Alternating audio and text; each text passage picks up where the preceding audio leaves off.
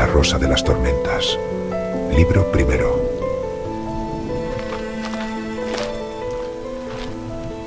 La noche de la tormenta. Calles de Riumingel, año 2439. Reino de Yeurisen. Regresó a Riumingel. Fue una noche en la tormenta. Noche de tormenta habrían dicho quizás otros. Y esta noche fue cuando aconteció el regreso de aquel soldado a la aldea que en su niñez fue hogar.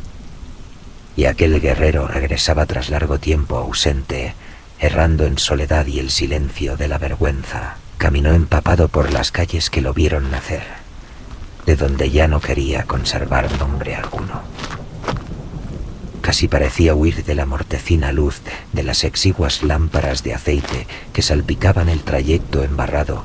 Sin embargo, los relámpagos, con su fulgor acusador, parecían empeñarse en anunciar su indeseada presencia.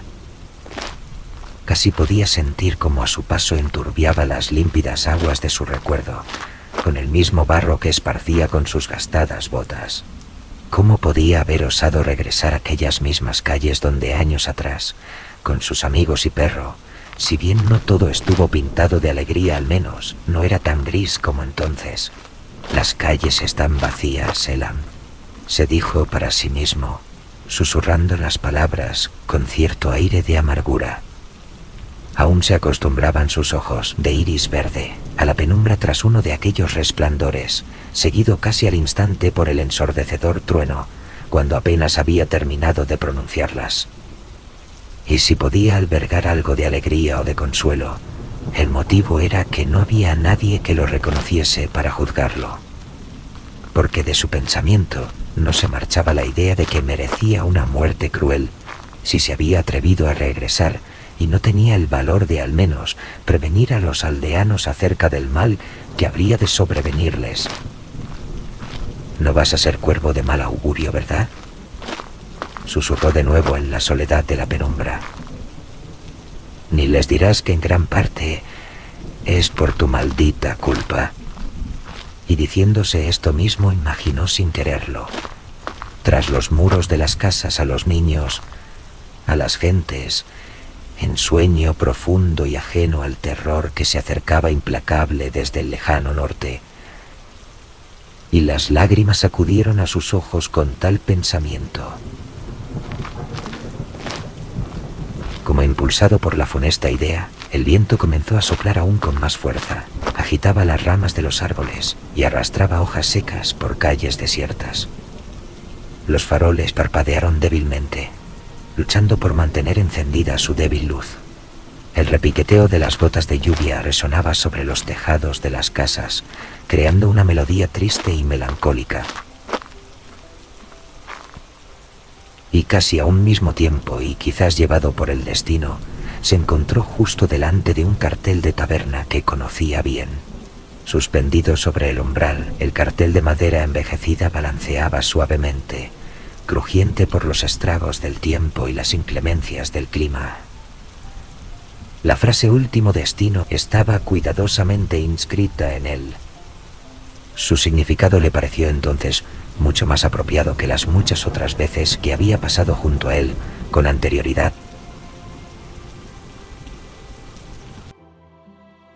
La taberna se alzaba imponente en el corazón del otrora bullicioso pueblo, y sus gruesos muros de piedra fueron, y seguramente tras su marcha continuaron siendo, los testigos silenciosos de innumerables historias y secretos compartidos entre ellos. La puerta de madera maciza, tallada con intrincados motivos, se balanceaba en sus goznes arrastrada por el viento racheado de la cada vez más violenta tormenta. En cada uno de sus vaivenes dejaba escapar algo de luz, calor y ruido procedentes del interior, como invitándolo a traspasar su umbral. Miró a su alrededor como buscando la huida. Pudo ver las calles convertidas en ríos temporales, toda la tristeza y la soledad de su propia alma. El agua caía con fuerza sobre los tejados y las ventanas, como lágrimas de un cielo que lloraba también por la pérdida de días mejores. El fragor de la tormenta se mezcló con el eco de los recuerdos olvidados, creando nítida sensación de abandono y, sobre todo, desolación. Y en la lejanía la descubrió a ella. Y Elham contempló aterrorizado la figura de su espectro ensangrentado que lo miraba acusador y que parecía guardar su entrada en la taberna, pues señalaba la puerta con su mano huesuda y agarrotada. No pudo evitar gemir angustiado. Nunca quise que ocurriera, Elsa. Sollozó cubriéndose el rostro, mientras caía deslizando el cuerpo en la fría y mojada piedra, hasta enroscarse sobre sí mismo en suelo. Allí quedó postrado hasta que la propia vergüenza lo insultó a través de la contemplación de su propio rostro cubierto por una frondosa barba reflejado en la poza. Casi no supo reconocerse en la imagen de aquel mendigo cubierto de harapos raídos. Cuando se atrevió a volver a mirar en la dirección del mal hallado espectro, Elsa ya no estaba. «Nadie me reconocerá», se dijo entre dientes, con vana intención de hallar algo de consuelo. Se incorporó y, tomando una amplia bocanada de aire, empujó la puerta y entró con determinación. El interior de la taberna, pese a tan grotesca noche, era un remanso acogedor, iluminado por la cálida y titilante luz de las antorchas colgantes que danzaban dispuestas en las paredes de madera vieja. El suelo de tablones desgastados crujía bajo los pasos de los parroquianos, mientras que el aroma embriagador de comida y cerveza fermentada llenaba el aire. Murmullos de conversaciones poco animadas y alguna que otra risa que estallaba solitaria en algún rincón formaban en su mente una curiosa sinfonía de sonidos que parecían querer sonar alegres. Apenas nadie se percató de que Elham había entrado. El joven guerrero casi no puede contener el impulso de buscar a Elsa entre los parroquianos, pues antes de marchar como escudera de su padre, muchas veces se ganaba el sustento haciendo de camarera en aquella misma taberna. Maldijo a su mente por no asimilar que ella estaba muerta, por buscarla en cualquier lugar donde posara la mirada y por engañar a su pobre alma con visiones de espectros. Así que aquel hosco recién llegado, más parecido a un mendigo que a un cliente de aquella distinguida parroquia, buscó una mesa apartada en un rincón oscuro de la taberna. El mueble estaba cubierto de una capa de polvo y manchas de mugre, pero a él no le importaba. Dejó todos sus enseres a un lado deseoso por fin de verse libre ya de ellos, y justo cuando se acomodaba en la silla, más que dispuesto a perderse en sus pensamientos, una figura menuda y ágil se acercó a la mesa. Y por un instante, tan solo un breve instante, la confundió con el espectro en vida, pues tenía los mismos ojos del color de la miel, tan llenos de determinación. El corazón casi le dio un vuelco, sobresaltado. Pero tan solo era una niña de apenas 10 años de edad, con las ropas desgastadas y un delantal sucio, que denotaba el trabajo arduo al que se dedicaba en aquella taberna.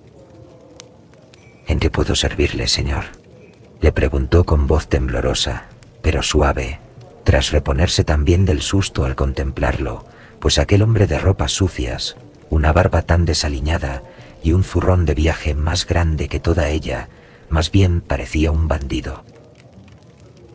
«Es igual a ella», pensó Elham. «Tiene que ser su hija. Apenas era una cría de 6 años cuando Elsa partió con mi padre a la guerra». Cabizbajo, casi sin atreverse a mirarla a los ojos, comenzó a perderse en recuerdos aún muy presentes en su memoria. Al verla, supo que no podría reunir el valor de contarle que su madre nunca regresaría. Imaginó que la niña se levantaba cada nuevo día con la esperanza de su regreso, y cada noche se extinguiría con la certeza del consumo de un día menos en el que esperar. En aquellos pensamientos, las lágrimas se le asomaron de nuevo en los ojos. «Señor, ¿está bien? Tengo que decirle que si no tiene dinero, bueno, tendrá que dejar la mesa. Hágalo, por favor». «No cobraré la paga del día si dejo que cualquiera se siente aquí», comenzaba a decir, cuando con un movimiento muy rápido, aquel sucio y misterioso desconocido dejó una solitaria y brillante moneda de plata en la mugrienta mesa. Una botella de aguardiente, también un plato de estofado con setas silvestres, aún servises. La niña sintió aliviada. Elham nunca supo si su alivio fue mayor por la certeza de que él mismo no era un completo desconocido en aquella su taberna, o por la rara moneda de plata, pero ella sintió solícita, y como buena mesera partió rauda dirección a la cocina, en pos de atender la petición del no tan peligroso desconocido. Elham quedó entonces solo en aquel nuevo lugar apartado. En aquel momento deseó con todas sus fuerzas estar muerto, pues aunque su cuerpo yacía aparentemente con cierto grado de animación sobre la vieja silla, se sentía muerto por dentro y por completo fuera de lugar, pues aquel ya no era, ni sería nunca, un lugar al que pudiese pertenecer. No después de todo cuanto había vivido. No vuelvas allí, piensa en otra cosa, se instruyó a sí mismo. Intentó mantener la cordura a través de la concentración de la mirada sobre la forma de sus propios dedos. Lo hizo, como tantas otras veces, mientras estuvo cautivo en la torre, pero la atención se le desvió y la mente jugó muy sucio con su maltrecha conciencia. Mirando de soslayo, reconocía a muchos de los que allí se reunían en aquella noche de 1000 demonios. Casi todos eran hermanos, padres o hijos, de cuantos murieron masacrados a su lado. La niña se movía entre las mesas con gracia y destreza, y no tardó en dejar la botella. Vestía con harapos desgastados que, en otro tiempo, seguramente conocieron mejor vida. Sus ojos, sin embargo, brillaban con una chispa de valentía y esperanza, mientras equilibraba las bandejas cargadas de jarras y platos, sorteando las miradas sombrías de los rudos clientes de la taberna. Él la observaba mientras bebía, y poco a poco, sin apenas notarlo, se dejaba arrastrar por el recuerdo. Sentía hundirse un puñal en el pecho al ver cuánto le recordaba a Elsa. Como una asesina furtiva, su mente lo sometió a una tortura cruel, un recuerdo que lo devolvía al instante en que Elsa se presentó ante él. Y casi le pareció escucharla una vez más, y en ese eco las lágrimas estuvieron a punto de resbalar sobre sus párpados.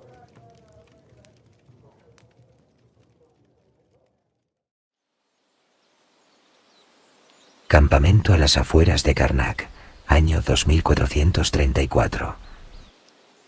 Reino de Budok. Me llamo Elsa.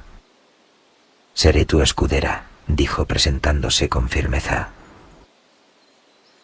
Apareció ante él al amanecer de su segundo día en el ejército que, durante largos años, había comandado su padre, ya muerto.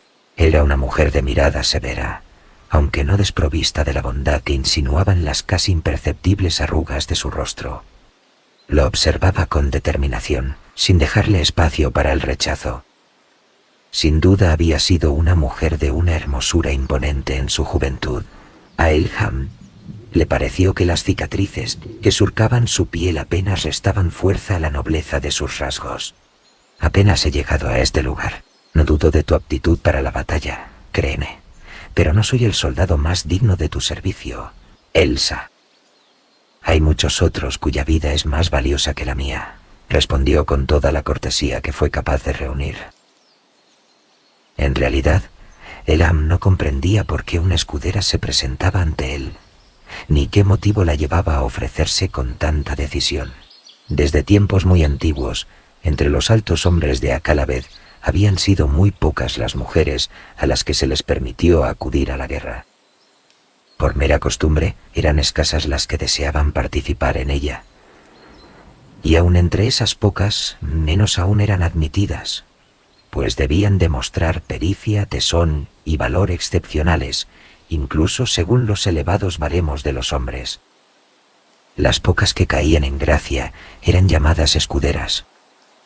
En tiempos de guerra tenían la misión de proteger, incluso con su propia vida, la del hombre al que servían. No pienses en injusticia hacia ellas, pues eran muy reconocidas y respetadas, y gozaban de plena libertad para elegir a su protegido. Y aunque a algunos pueda parecerles un trato desigual, Las costumbres entre los altos hombres rara vez carecían de razón. No quisieron que sus mujeres marcharan a la guerra, porque ellas habrían de ser las que abanderasen las generaciones futuras, las que criaran a los hijos de Akalabeth, las que velaran por los sueños truncados de los caídos en batalla. En la guerra era igual, servían a la protección. Y no te miento al contarte que todos y cada uno de los grandes líderes de su noble estirpe fueron protegidos por la gracia de una escudera. Y siempre, sin excepción alguna, la escudera murió antes que su protegido. ¿Es que no me reconoces, mocoso?, le reprendió con una sonrisa extraña, de la que él pensó que la dulcificaba. El muchacho, que entonces era Elham, entornó la mirada y tras unos instantes de confusión la reconoció. Era la hermana de su amigo Eorden, ahora convertida en una mujer curtida por la liza y por los años. Elsa, ¿cómo había podido no reconocerla?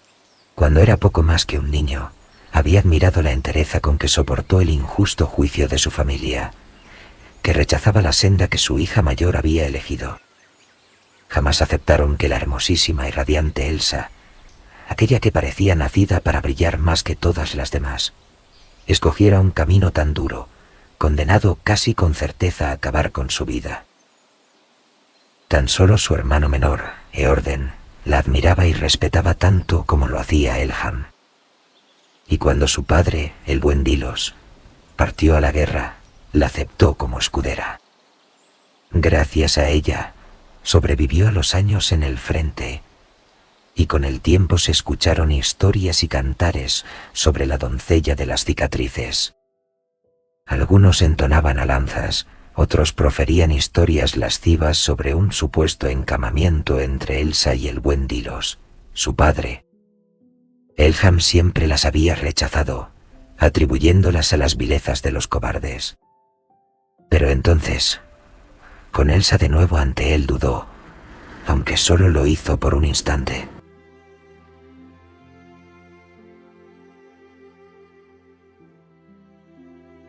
Con las siguientes campañas, entre ellos nació una unión más fuerte que el acero que portaban. Entrenaban cada amanecer, compartiendo el cansancio, la lluvia, el polvo y la sangre.